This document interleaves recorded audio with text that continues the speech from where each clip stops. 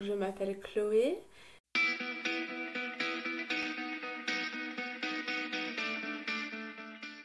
Je me décrirais comme une personne ambitieuse, forte et qui a du caractère. Comme quelqu'un qui a toujours le sourire, qui est joyeuse et qui a beaucoup de force. Alors qu'au final, peut-être pas forcément, j'ai aussi ma part de sensibilité mais que j'aime pas montrer. Affirmer mes choix, être bien comme je suis, pouvoir affirmer aussi mes positions et ma féminité. Je pense que j'ai, pendant beaucoup d'années, été très timide et maintenant, je pense que c'est bien de s'affirmer comme on est et puis il faut vivre comme ça. J'ai très peu d'imagination, je suis beaucoup plus dans la réalité. Le seul moment d'imagination que je m'autorise, c'est quand on part à Disneyland Paris. C'est un petit peu le côté rêve imaginaire que j'ai en moi. Donc ça représente une toute petite partie. Après, en dehors de ces moments-là, je suis très réaliste. Je laisse beaucoup peu de temps à l'imagination et au monde du rêve. Je fais beaucoup à l'instinct.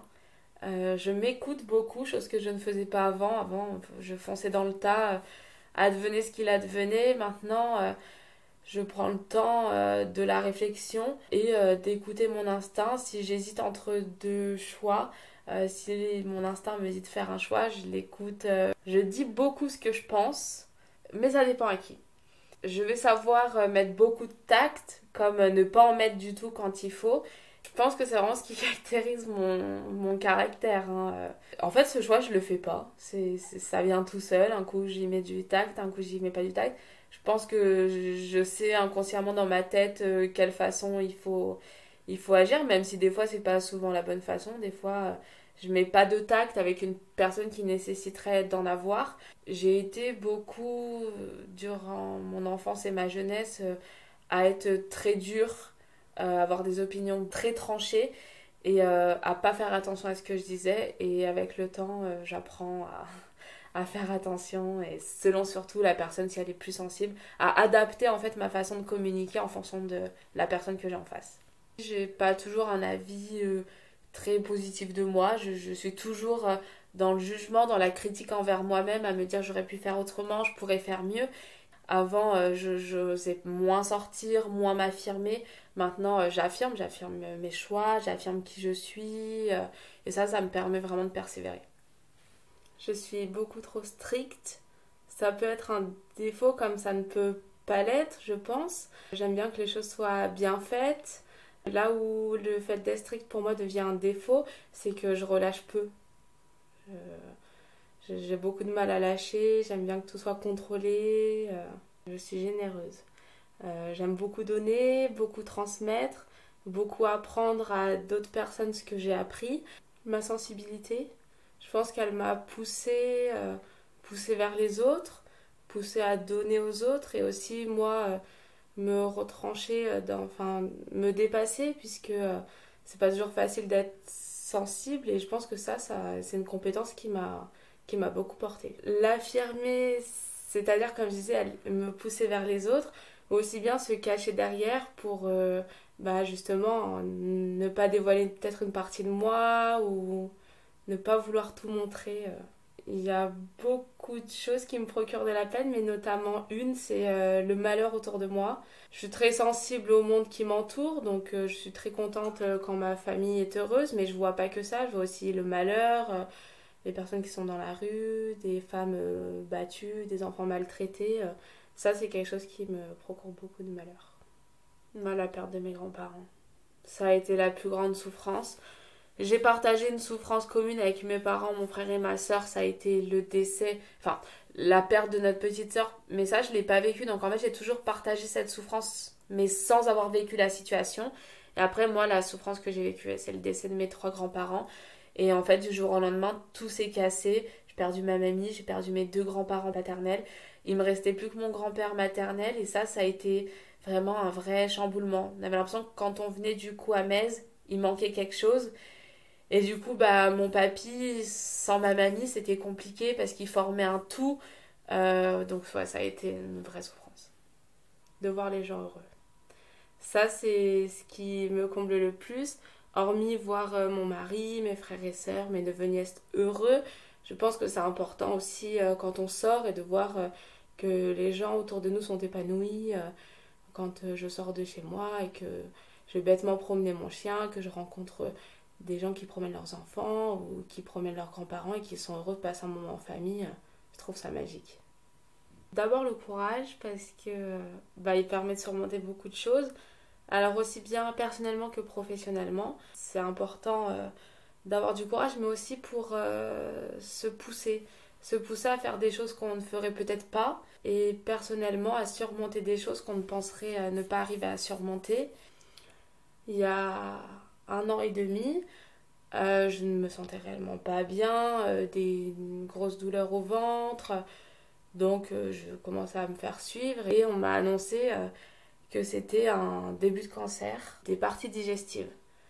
Donc c'est un cancer qui peut très vite se généraliser, qui par contre en général survient chez des femmes de plus de 50 ans, donc il est très peu connu sur une jeune femme. J'étais d'ailleurs le premier cas par les spécialistes qui m'ont suivi. Moi, il a démarré de l'estomac et a commencé à emporter les intestins et l'œsophage.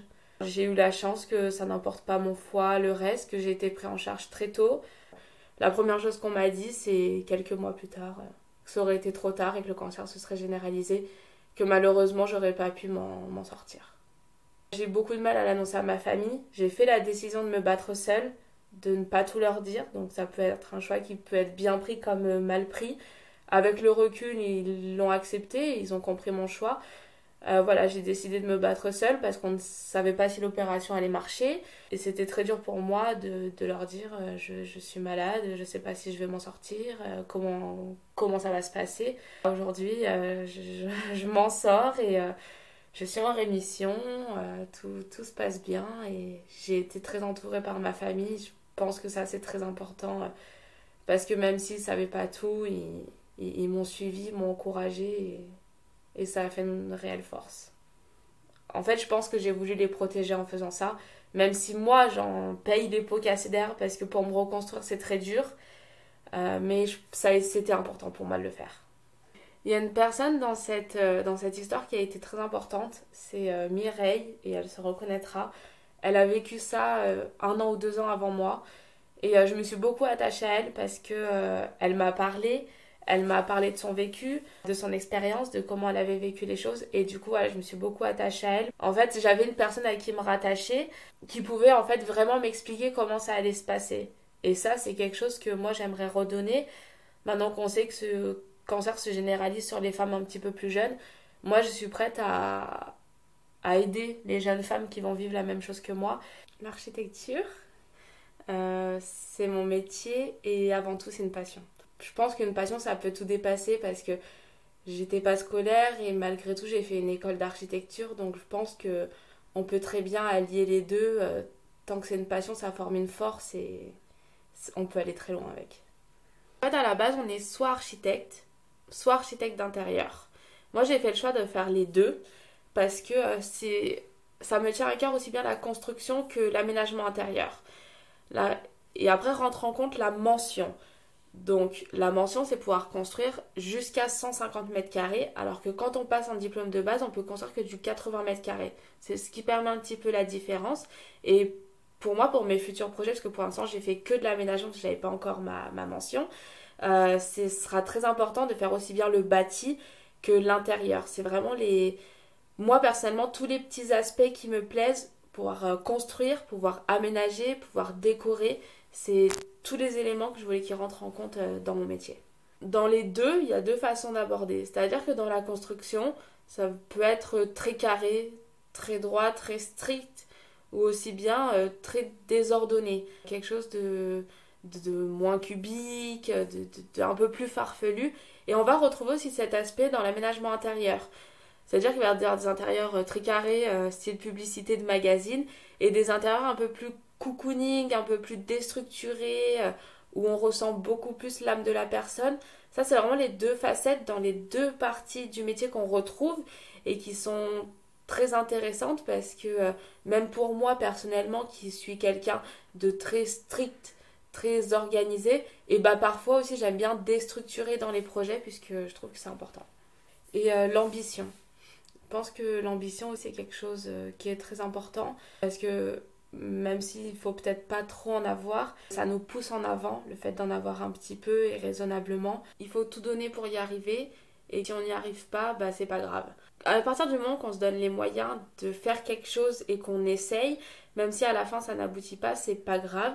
Pour mon entreprise, si un jour elle continuera de se développer, mais si un jour malheureusement il fait qu'il y ait des soucis et qu'il faille interrompre l'activité, bah, j'aurais tout donné pour y arriver et puis je pense que c'est le plus important. Voilà. Ma famille. Ma famille, c'est la chose qui a le plus de valeur.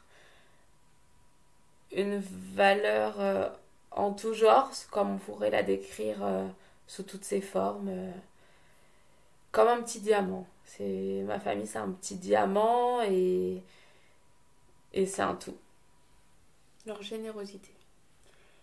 Je, J'apprécie quand les gens sont généreux. J'ai beaucoup de mal quand les gens pensent que à eux. Je trouve que c'est bien de penser à soi. On pense tous à nous en premier. Et c'est aussi bien de penser aux autres, d'aider les autres quand on peut. On peut pas forcément.